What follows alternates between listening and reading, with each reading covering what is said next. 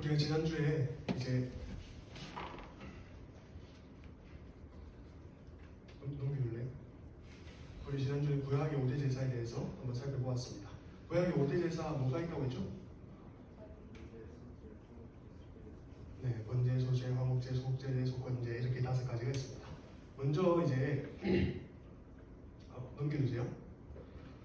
먼저 우리가 번제는 모든 것을 다 태워서 하나님께 올려드린다라고 이렇게 했고요. 다음 이제 소제는 이제 곡식을 드려서 하나님께서 나를 먹이신다라고 이렇게 이야기를 했습니다. 다음 이제 화목제를 통해서 하나님과 우리 사이를 화목케 만들었다라고 이렇게 이야기를 했습니다. 오늘은 이제 다음 두 가지 있는 속죄제와 속건제에 대해서 한번 살펴보도록 하겠습니다. 네, 속죄제 한번 띄워주실래요? 먼저 이 속죄제는 부지 중에 지은 죄에 대해서 하나님 앞에 속죄를 드리는 것을 이야기합니다. 그러니까 내가 이 죄를 지었는지 안 지었는지 내가 모를 상황에서 내가 어떠한 죄를 지었으면 그 죄를 지은 것을 깨달았을 때 하나님 앞에 이 속죄제를 드림으로 인하여서 정결함을 받는 제사를 속죄제라고 이야기합니다. 이 속죄제는 이제 정결을 위한 제사라고 이렇게 불리기도 하는데요. 왜냐하면 이 속죄제를 드릴 때 제사장은 그 피를 성소를 향해서 7번 뿌려야 됩니다. 그 이유가 무엇이냐면 그 피를 성소를 향해 7번 뿌림으로 말미암아 그 성소는 나의 죄로 인하여서 더럽혀졌다는 것을 드러내고 또한 하나님께서 그 피로 인하여서 우리를 깨끗하게 하셨다는 것을 보여주는 것을 나타냅니다. 그래서 우리는 내가 죄를 지음으로 말미암아 하나님의 성소가 더럽혀졌다는 것을 통하여서 우리가 죄에 대한 경각심을 느끼게 하는 것이 바로 이 속죄제입니다. 이 속죄제를 드릴 때는 사람의 신분에 따라서 드려야 되는 제물이 달랐습니다. 제사장과 그냥 일반인이 드려야 되는 제물이 달랐어요. 왜냐하면 그 신분에 따라 그 신분에 맞게 여러분들이 삶을 제대로 살아야 되고 그 신분이 얼마나 귀중한지에 대해서 알려주는 것이 바로 이 속죄제였습니다. 이 속죄제는 어떨 때 들었나? 내가 어떠한 사실을 알았는데 그 사실에 대해서 남에게 알리지 않았을 때 그때 속죄제를 드렸고 또 뿐만 아니라 내가 부지 중에 어떠한 부정한 것을 만졌을 때 그때 제사를 드렸고 또한 뿐만 아니라 우리가 맹세를 했는데 그 맹세를 지키지 못했을 때 이 속죄제를 드렸습니다. 다음 넘겨주실래요? 그 다음에 이제 마지막으로는 이 속건제인데요. 이 속건제는 이 속죄제와 정확하게 어떠한 죄와 어떠한 형벌에 대해서 구분했는지에 대해서 명확하게는 알 수 없습니다. 두 개 다 비슷한 상황과 비슷하게 이제 이사를 드렸다고 이렇게 나타냈는데 그래도 두 가지 다른 점이 있는데 뭐냐면 첫 번째는 이 속건제는 속죄제보다 더 값비싼 예물을 드렸다고 해요. 그리고 이 속건제에서는 바로 배상이 들어갑니다.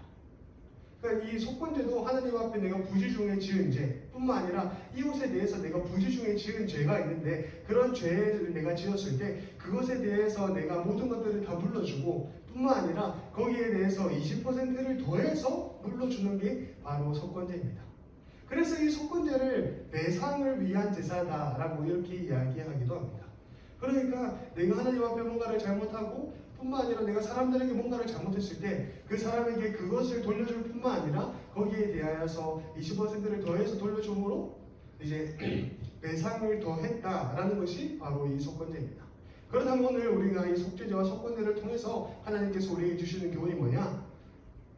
첫 번째로 하나님께서 우리의 모든 죄를 예수님을 통해서 사하셨다는 것입니다. 우리 한번 말씀 같이 읽어볼까요? 시작! 저가 한 제물로 거룩하게 된 자들을 영원히 온전케 하셨느니라. 이 속죄제와 속건제는 전부 다 죄를 이제 대속하는 의미를 가지고 있습니다. 그래서 이것을 통해서 예수님께서 십자가에 못 박혀 죽으심으로 말미암아 우리의 죄를 대신하였다는 것을 이 구약에서는 속죄제와 속건제를 드림으로 보여주셨습니다. 그래서 예수님께서 우리의 죄로 인하여서 십자가에 못 박히시고 또한 그 예수님께서 실제로 죽으시고 뿐만 아니라 예수님께서는 3일 후에 부활하시고 또 예수님께서는 부활하시고 난 후 제자들에게 자기의 부활한 몸을 보이시고 그리고 예수님께서는 승천하셨습니다. 그리고 이 예수님께서는 마지막 때에 다시 오실 것을 우리에게 약속하셨어요. 그래서 우리가 이 사실을 믿는다면 우리가 이 사실을 우리 입술로 고백을 한다면 예수님께서는 우리의 죄를 영원히 온전케 하셨다.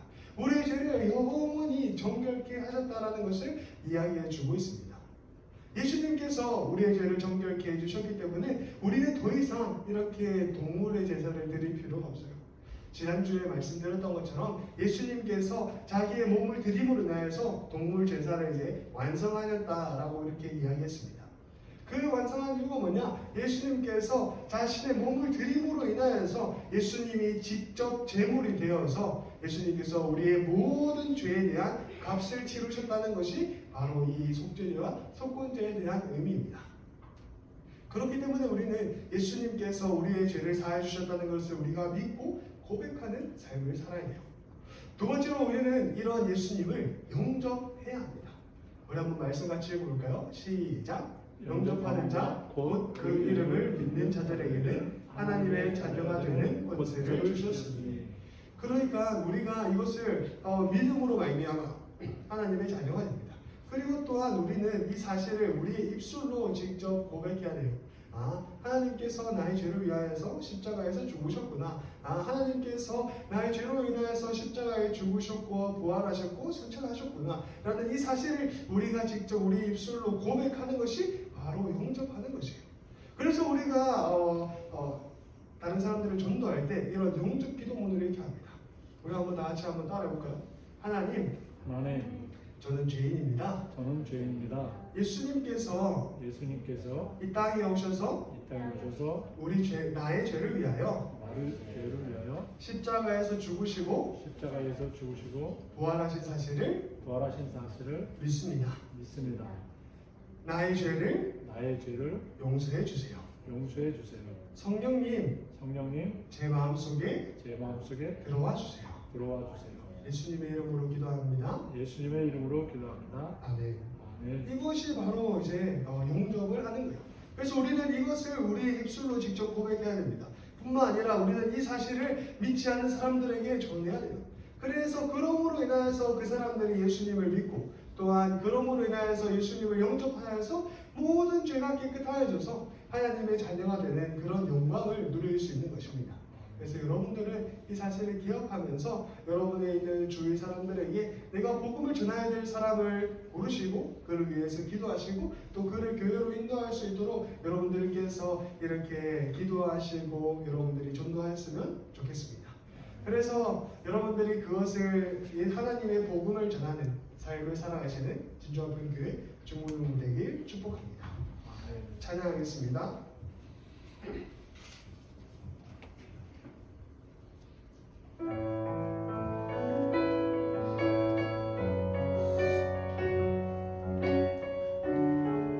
가사를 기억하면서 함께 찬양하도록 하겠습니다. 우리 보좌 앞에 모였네. 우리 보좌 앞에 모였네. 함께 주를 찬양하며 하나님의 사랑 그 아들 주셨네. 그의 피로 우리 구원받았네. 십자가에서 쏟으신 그 사랑 강같이 온 땅에 흘러 나라와 족속 백성 막원에서 구원받고 주 경배 드리네.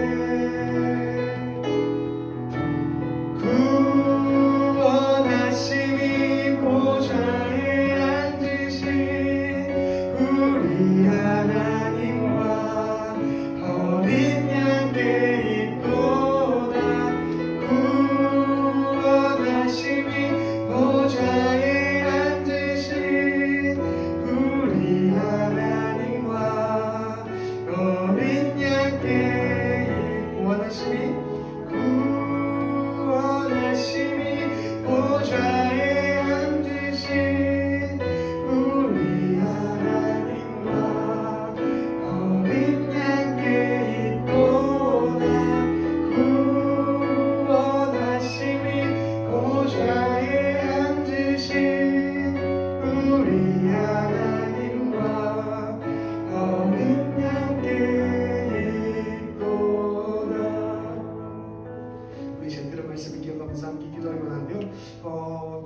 하나님께서는 이제 속죄죄와 속건죄를 우리가 죄를 범하였을 때 하나님 앞에 들었습니다.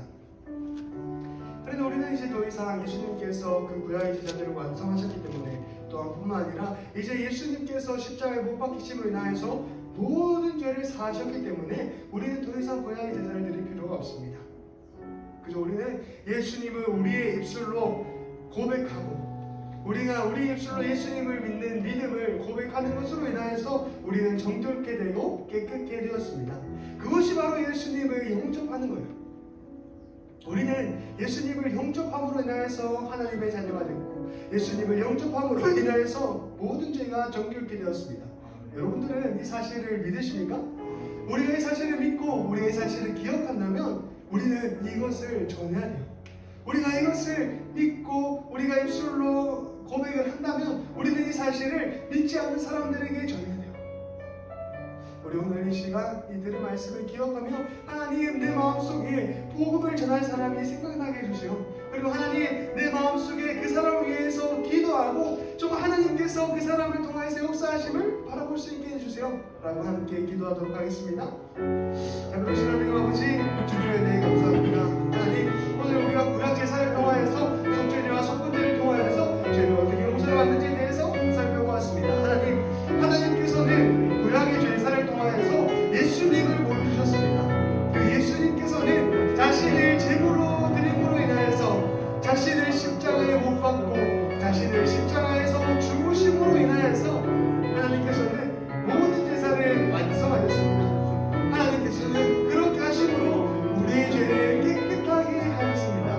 그것도 한 번이 아니라 영원히 정결케 하실 줄 우리가 믿습니다. 하나님 우리가 이 사실을 기억하고 믿고 자는 우리의 입술로 하나님 고백하는 자를 낼 수 있도록 도와주시옵소서. 또한 뿐만 아니라 하나님 이 사실을 모르고 하는 사람 또한 이 사실을 알지 못하는 사람들에게 예수님의 복음을 전하는 사람이 되기를 원합니다. 하나님 내 마음 가운데 복음을 전하는 사람이 생각나게 하시고 하나님 그 사람을 위해서 기도함으로 인하여서 그 사람이 주님께로 나오는 그 역사하심을 우리가 바라보는 그런 축복을 얻을 수 있도록 주님 인도하여 주시옵소서. 오직 하나님께서 힘과 능력을 다하시면 모든 것 가능할 줄 믿사오며 예수님의 이름으로 기도드리옵나이다.